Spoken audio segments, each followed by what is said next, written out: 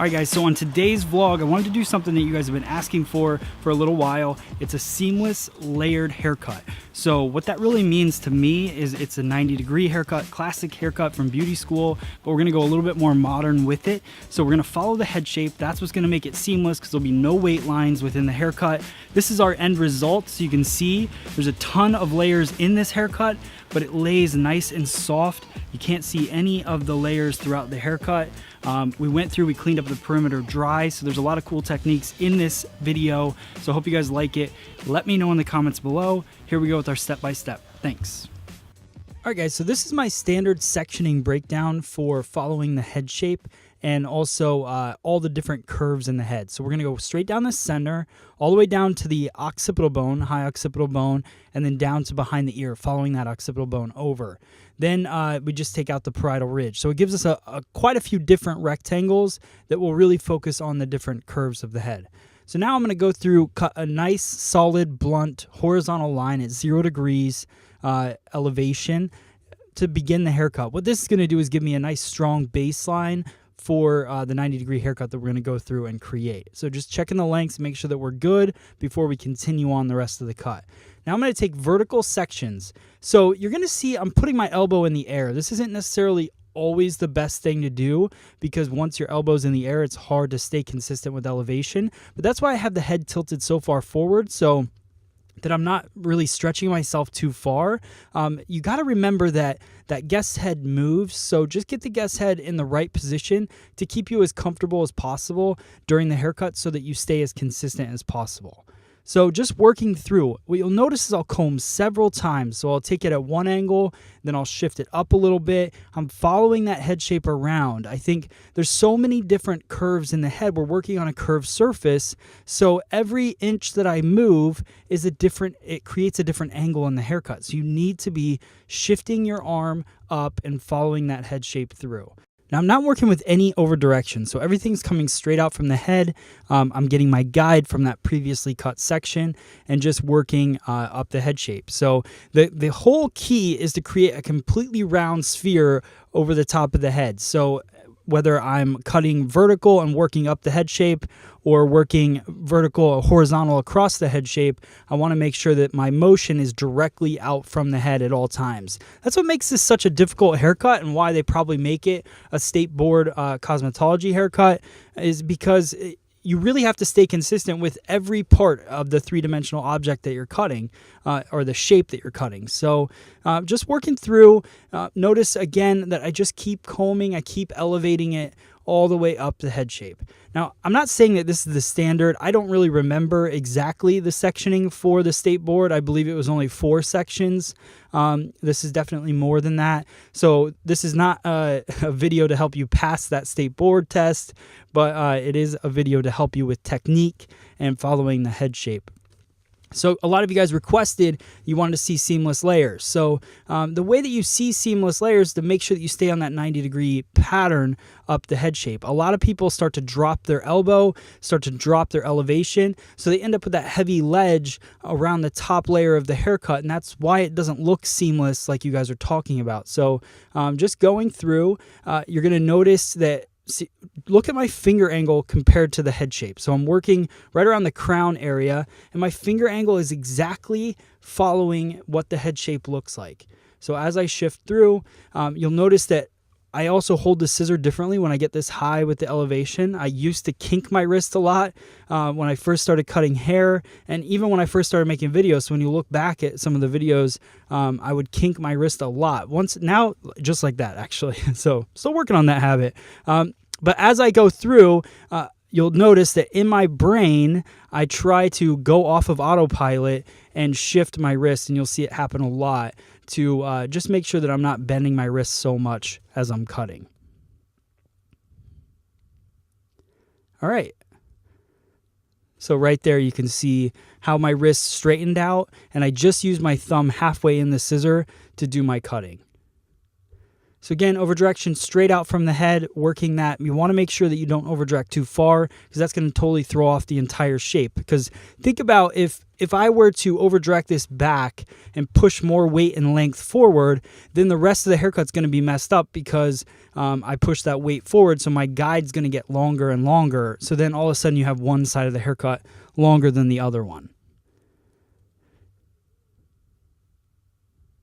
Another thing that I noticed about this haircut when I was filming it is how many times I look up, because I'm filming this by myself. So I'm constantly looking at the camera to make sure when I'm doing a longer haircut that my hands are in the frame of the camera. So this was an extra difficult haircut for me because you have to stay so precise with where you're over directing, how you're elevating the hair, and then also is your hand in frame, which makes it, a little bit more difficult. But just working through, you could take it like pie-shaped sections throughout the crown area, just to make sure that I'm not, because if you keep taking vertical sections, sometimes you want to follow those vertical sections. So just working that pie-shaped section coming straight out from where it lives.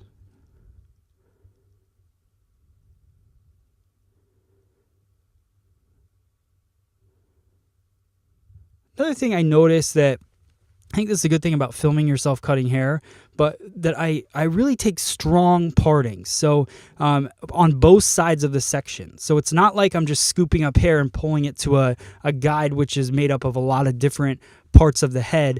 I really section off, I comb one side and then I comb the other side to make sure I get nice clean partings so that I get a nice clean guideline. I think a lot of people will throw together a lot of hair and it diffuses your guideline, so then you get lost in the haircut, but then you maybe you're running behind in the salon and then you just go ahead and cut it and then you don't get the result that you wanted. You want to make sure that if you stay clean with everything, it may seem like it takes longer, but you never have to go back and fix your mistakes. So just try to stay really clean with all of your sections. All right, so now I'm moving into the side panel of the haircut. I'm going to take my guide from the previously cut section.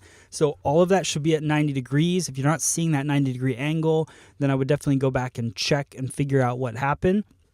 So I just use that 90-degree angle and I follow it up the head shape. So again, this is going to be about 3 different combs throughout the section. I don't even know if combs is a word, but whatever.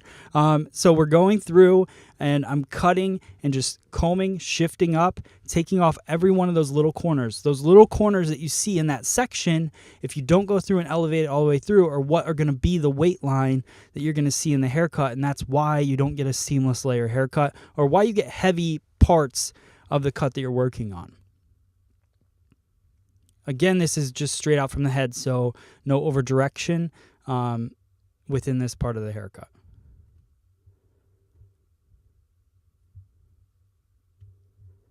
Now, I know that this is like a really standard haircut that you do learn in school, and some of you guys have been doing hair for 20, 30 years.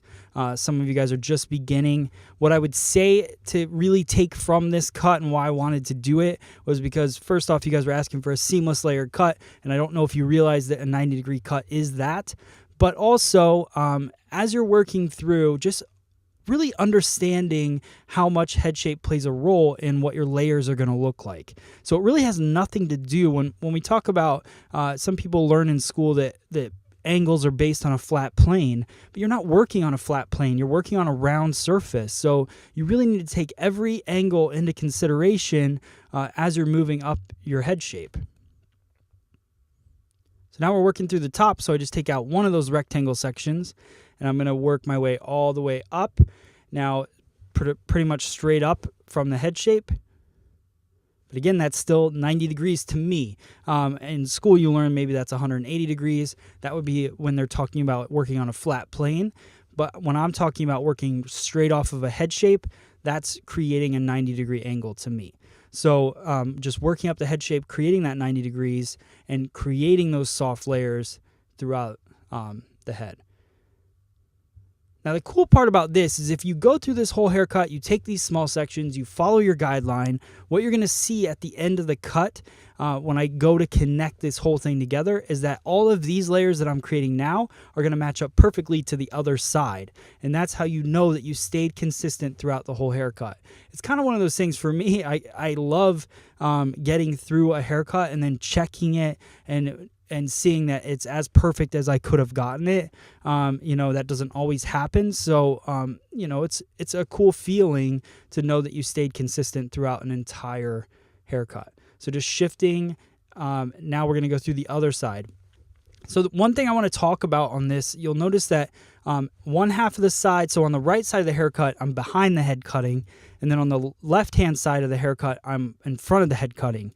The reason for that is it goes back to the guideline thing that I talk about in every video. So if you haven't heard that spiel yet, it's on every single video that I do. But you want to push the new hair to the guideline. So my guideline is coming from the back. So I'm combing the hair from the front, pushing it to the guide in the back. I never want to pull my guide to the new hair, because if I pull my guide from where it lives, it becomes shorter and I will cut the hair shorter. You'll end up with a whole entire side of the haircut shorter. So just standing in front of the head keeps me consistent with my combing. You can see on the top section right there, I'm taking these sections up and they match perfectly to the other side. So I kind of follow through the other side just to check it. So you can see as I'm combing, comb again, and then I comb one more time to connect those two sides together. So that is that part of the haircut. Now we're going to go through, iron it out with our Vibra Straight iron. Worked it through. For some reason, I didn't film the blow dry, but the blow dry was a standard flat wrap, so you didn't miss anything there. And if you want to know about that blow dry, it's definitely on a lot of the other videos that I've done. So you could see the 90-degree haircut doesn't leave the most flattering outer perimeter. So what I'm going to do is go through and iron out the hair, and then I'm going to go around and clean up the perimeter, create the perimeter line that I'm looking for. So even though I did cut the base at the very beginning of the haircut, that was really just to create a guideline. Now I'm going to go through and lighten up and create the perimeter that I was looking for in the end result of the haircut. So finishing up with some point cutting, working all the way around the crown area. Really, I'm just point cutting the top area of the haircut because, again, we're working on creating soft layers throughout the cut. So just taking out a little bit of that density, not changing the line whatsoever. So I'm keeping the scissor very vertical. This is my Mizutani DB20 scissor. Actually, no, this is the Mizutani Puffin. I use the DB20 for all the precision cutting. Now I'm using my dry cutting scissor, which is the Mizutani Puffin 5.5 inch, which I really love a short blade on my dry cutting scissor. And I just go through and soften that. Now I'm going to use the Puffin and I'm going to create this angle. So you can see that angle that the 90-degree haircut created naturally. But now I want to go through and just soften it around the face. Just connecting those lines together. So I saw the point where I wanted to connect it in the back. So I just start using the tip of the scissor, going through and connecting those 2 points. Same thing in the back. So where it's soft from the layering, I wanted to have a little bit more of a blunt line. I love having nice solid blunt lines in a haircut as long as it doesn't look super heavy. So just go through using the point of the scissor, cleaning up that line to finish it off.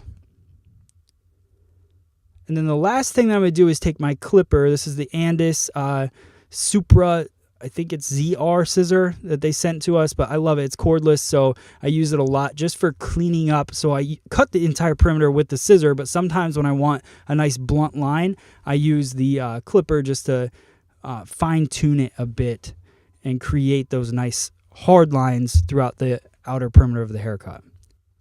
All right, so that's the end result, guys. You can see it's seamless layers, no lines, great strong line in the outer perimeter that we created. Let me know in the comments below how long it's been since you guys have done a 90-degree haircut. Hope you enjoyed this one. All right, guys, if you like our 90-degree haircut, make sure you hit that like button, hit the share button. As always, I appreciate all of your guys' support. Check out everything we have to offer on freesaloneducation.com. Thanks for watching, guys. I'll see you on the next video.